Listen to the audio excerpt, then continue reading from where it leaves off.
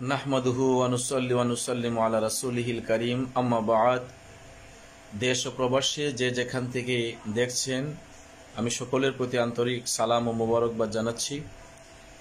আজ দুঃখ ভারাক্রান্ত হৃদয়ে লাইভে আসতে হয়েছে। সাধারণত আমি লাইভে খুব কমই আসি, তবে এই মুহূর্তে এটা ইমানের দাবি হয়ে গেছে, না এসে পারছি না।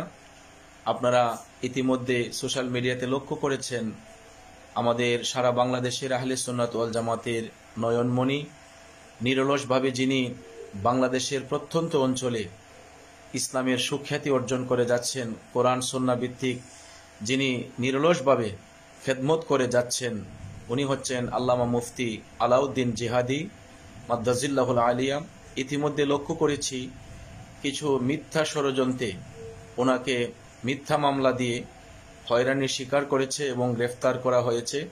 আমি স্নানঘাট লতিফিয়া দরবার শরীফের পক্ষ থেকে, আমার সকল ভক্তবৃন্দের পক্ষ থেকে, আমার ব্যক্তিগত পক্ষ থেকে আমি এর তীব্র নিন্দা ও প্রতিবাদ জানাচ্ছি।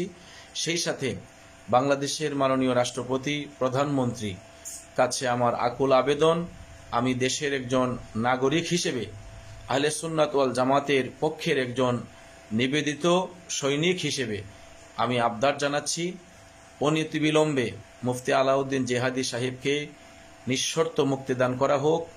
এদেশের লক্ষ কোটি সুন্নি জনতা যার পক্ষে রয়েছে, আমাদের বাংলাদেশ সরকারও তার পক্ষে আছেন, এবং যারা এই মিথ্যা মামলা জড়িত হয়েছে, আল্লাহ রাব্বুল আলামিন তাদেরকে হেদায়েত দান করুক। যাদের ষড়যন্ত্রে আজ এই মিথ্যা মামলা হয়েছে, আমি আল্লাহর দরবারে তাদের জন্য প্রার্থনা করি আল্লাহ তাদেরকে হেদায়েত দান করুক। আর এই নিরলস সুন্নি প্রেমিক একজন হক্কানি আলেমকে এরকমভাবে হয়রানি না করে ওনাকে নিঃশর্ত মুক্তি দেওয়া হোক। আর তা না হলে বাংলাদেশের লক্ষ কোটি সুন্নি জনতা এরা বসে থাকবে না, নিশ্চয়ই তারা মাঠে নেমে যাবে।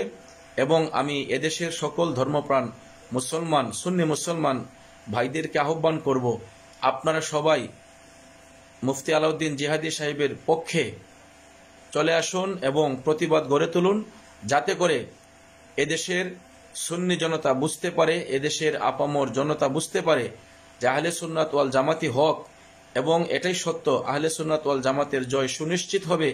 এই আশা ব্যক্ত রেখে আমি লাইভ থেকে এই মুহূর্তে বিদায় নিলাম। সবাই ভালো থাকবেন এবং মুফতি আলাউদ্দিন জিহাদি সাহেব সহ ওনার পরিবারের জন্য সবাই দোয়া করবেন, আহলে সুন্নাত ওয়াল জামাতের জন্য সবাই দোয়া করবেন। সবাই ভালো থাকবেন। আসসালামু আলাইকুম ওয়া রাহমাতুল্লাহি ওয়া বারাকাতুহু।